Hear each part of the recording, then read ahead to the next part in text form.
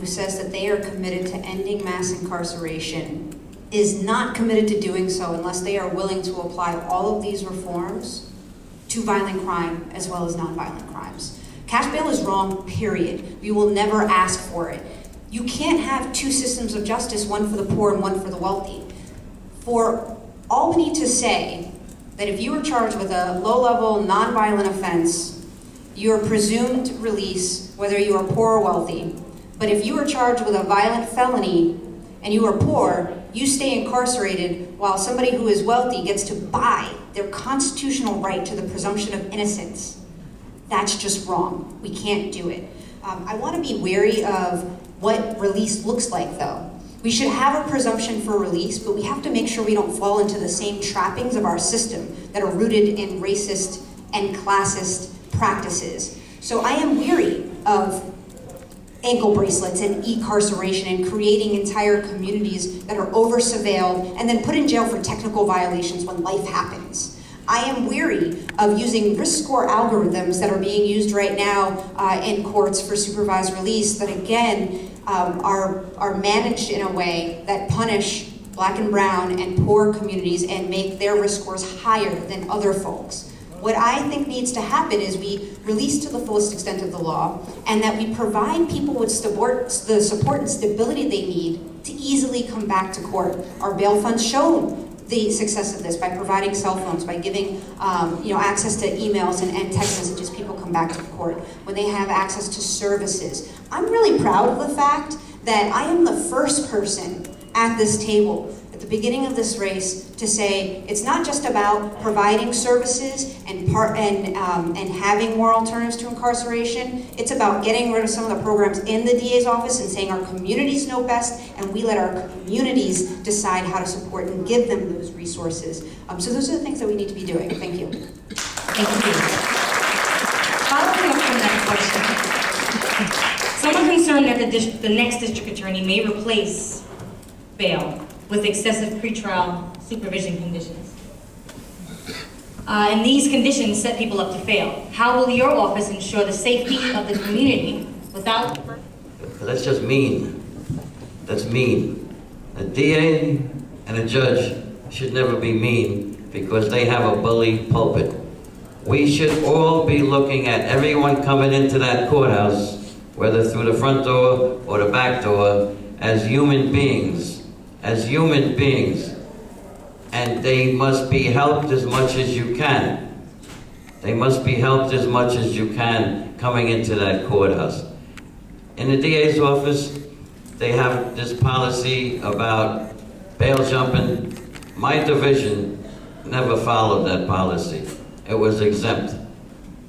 They had a policy of interviews in central booking. I did not allow my assistants to do those interviews. We were exempt because that was mean.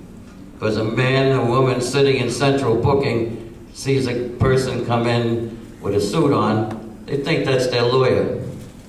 That's really the DA. So they think they're talking to their lawyer and they're talking to the DA. So to answer the question, no, I would not allow stringent, extra stringent. One of the things that I love about being a public defender is when you represent a client, you get to know them intimately. You build an intimate relationship. You get to know their families. You get to know their communities and the things that they struggle with. And these are the ways that we should be viewing pretrial supervision too and taking those things into account. I'll give you an example.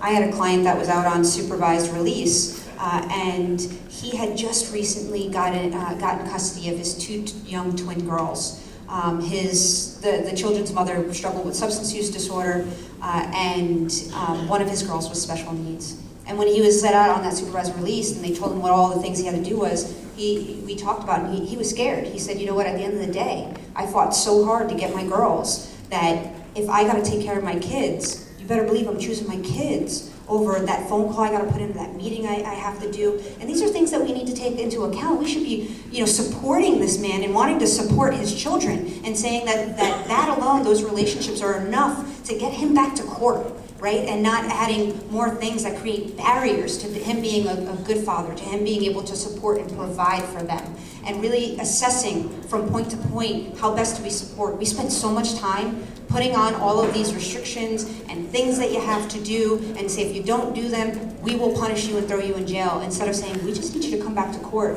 Where in your life do you need some help to make sure that you get there? Because overwhelmingly, our clients want to come back to court. They want justice, they want a good outcome, and they want to go back to their families. Thank you. Thank you. Our next question. Throwaway, but as the main purpose of the district attorney's office to change lives, not to incarcerate, not to charge, but the main purpose is to change lives and provide public safety. What I will do as a district attorney to promote alternative to incarceration programs is to make sure that the understanding is that there's so many other ways to holding somebody accountable without incarceration. So long as the vision is clear, so long as the guidance from the top is clear, you'll get the programs done. And we do have 200 programs listed at the Queens District Attorney's Office. But why aren't those 200 programs being utilized? Because the district attorney has discretion as to who gets evaluated. If they do not get evaluated, they never get seen by the program. So we have to have everyone in the system properly evaluated. We can't pick and choose who gets evaluated like they do now. We need to do much more to start dismantling our school to prison pipeline. It starts from acknowledging and recognizing that our lower income and Black and brown students are being suspended at disproportionate rates for very low-level infractions. And then what flows from that is that we have all these police officers in the school that are then making arrests and entering our kids into the criminal justice system. Now, what I am calling for is to say, one, we're not going to prosecute students who are just navigating their childhood, right? We're just learning how to figure out how to deal with altercations. What we need to do is invest in restorative justice, invest in more guidance counselors, invest in more opportunities for kids to get together and learn how to have tools in their toolbox to interrupt violence and resolve conflicts before they escalate. Right?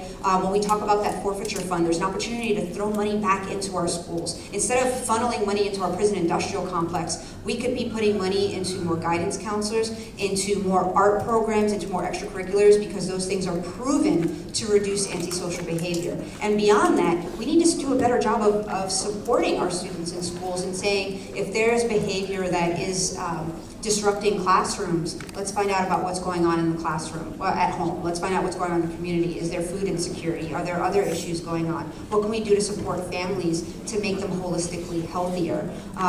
In addition to that,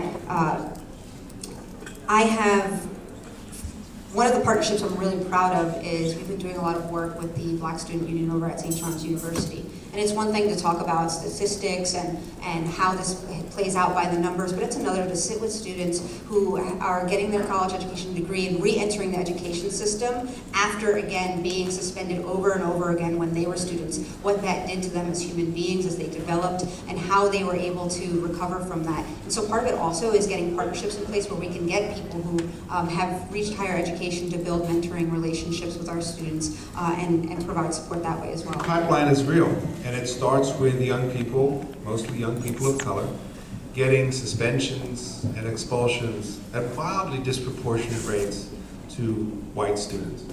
And so it's very important as district attorney to take the criminal justice system out of our schools to the maximum extent possible. Kids getting the stuff. There has to be education and outreach to everyone about young people. I throughout my 35 years as an attorney, and as 27 years with my own law firm, started at One World Trade Center, I've always mentored young people. I'm very proud to say that Jose Nieves is one of my mentees when he was in law school. That's how proud I am. A lot of my people become lawyers, judges, doctors, CPAs. In fact, one of them was suspended. I call up the high schools and I say, send me children, send me kids. of ethics, not a regular standard, a higher ethics of standards. Because when they walk into a courtroom, they are automatically given a higher level of trust by the jury. So if we don't do that, we're not doing justice. By the way, the district attorney's office also needs to be held to a higher standard of justice and truth. So we need to prosecute those police officers that are abusing the community, that are lying, not only, by the way, under oath, but when their lies end up in the courtroom, or whether or not people are doing time just because they lied when they made the arrest, or they might have lied in the arraignment. And it's important that they are held to that higher standard of justice, because every time they are not truthful, someone is doing time, and you can't make up for that time. We also need to make sure that the AG does get those cases. Right now they're getting cases of police shootings. But at the end of the day, I would not be opposed to the AG also determining when a special prosecutor is necessary for the district attorney's office, when there is police brutality or any other type of police crimes. But at the end of the day, the standard will not be different for me. I agree, we do need to get rid of the 50A. It is shielding police officers. It should not be shielding police officers. And they can determine how it's used in a court of law on a case-by-case basis. In terms of structure, I commit to having a fully staffed special prosecution unit that is completely separate from our other trial bureau divisions and units. That means separate investigators, that means separate attorneys, absolutely separate, a full wall where there's no contact between our office and the special prosecutors that we employ. I think that's what you need to be, one, fully effective, but beyond that, we can be taking steps to make it untenable for bad officers to remain employed. So, for example, we don't wait for the repeal of 50A, the law that protects police officer misconduct records. I can't tell you how many times I've represented a client where a police officer signs a sworn statement. It's the reason why the prosecutor charges, and then why the judge sets bail, and why my client's incarcerated on bail he can't afford. 8, 9, 10 months go by. It's time for a trial. On the eve of trial, I get a stack of papers that thick of all of the officer's misconduct, and then the judge the next day says, you can't put that officer on the stand, you gotta make a deal. And then by then, the damage is completely done. We need to decline to prosecute any case that's brought to us by an officer who has a history of misconduct, one. But also, we can be battling biased policing, period, and say we won't take cases where, for example, what police officers are doing are going undercover to methadone clinics on Saturday mornings. Why? Because on Saturdays, you get 2 doses of your methadone because we're closed on Sundays. They pretend to be dope sick, and then arrest people for selling that extra vial of methadone. How does that serve public safety? How is that helping our communities? I've represented clients who, are being prosecuted for their substance use disorder, but we're not making these arrests, or the lucky bags, right? Police officers are going out and leaving bags unattended at subway stations, waiting for somebody to pick them up, and then our offices are prosecuting them as crimes rather than going after actual crimes, folks that are actually destabilizing lives and harming people. So we can battle bad officers, and we can battle bad policing as well. Thank you. The Integrity Bureau of the DA's office handles police misconduct cases. Before that, when there was a major misconduct case, the district attorney asked me as the chief of the homicide bureau to take a look at it. Back in the 1980s, Mark Davidson was an 18-year-old college freshman. He got arrested for marijuana. I got a call to take a look with his attorney, and he had burn marks all over his upper torso. Burn marks. At that time, I had never heard of a stun gun. Most people never heard of a stun gun. It was used on animals or horses. I started that investigation that day, and it turned into one of the major scandals in the history of the New York City Police Department. We indicted 3 police officers, a sergeant, a lieutenant, the borough commander, and the captain of that precinct were forced to retire. The chief of patrol, the number 3 person in the police department, was forced to retire in Manhattan. That was not an easy thing to do back in the 1980s. take on the New York City Police Department. But I did it. I did it. I lost a lot of friends, but throughout my whole career, I've always done or tried to do the right thing, no matter what the consequences, no matter who the people are that are involved, and don't ever worry about anyone wealthy getting a break when I'm the DA. Thank you. What's important to note is that Queens deserves a district attorney who has the strength and the backbone to stand up to police misconduct and ensure police accountability. And I've already done that in 2 places. At the Brooklyn DA's office, when I was special counsel to Ken Thompson, the Akai Gurley case happened. Akai Gurley was the young man in the stairwell of the pink houses who was shot and killed by the ricochet bullet from a New York City police officer.